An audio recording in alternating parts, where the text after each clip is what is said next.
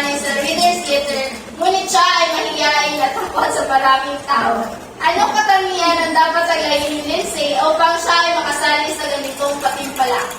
Si Lindsay ay gustong sumali sa Reader's Theater, ngunit siya ay mahiyain at takot sa maraming tao. Anong katangian ang dapat taglayin ni Lindsay upang siya ay makasali sa ganitong patimpala? A. May sapat na kaalaman at kasanayan sa kanyang bahaging babasahin. B. May maayos na tindig at may tiwala sa sarili. C. Dapat marunong siya makihalubelo sa iba. D. Dapat marunong makikayat ng tagapakinig. Number 9. Naisipan ni Pretty na sumali sa patimpala na sa bayan liga sa kanilang barangay, ngunit hindi niya alam kung paano ito isagawa. Ano ang kanyang unang dapat gawin upang may sagawa niya na maayos ang Reader's Theater?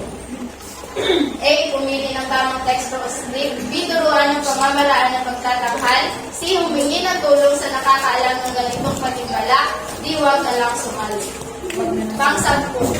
Sino Balin ay mahilig magsulat, ngunit siya ay pinili na maging kalahok sa Reader's Theater, ngunit siya ay mahina pagdating dito. Ano ang kanyang gagawin upang matulungan ang kanyang sarili sa kailangan niya sa Reader's Theater? A. Bumili ng mamahaling libro at magbasa ng magbasa.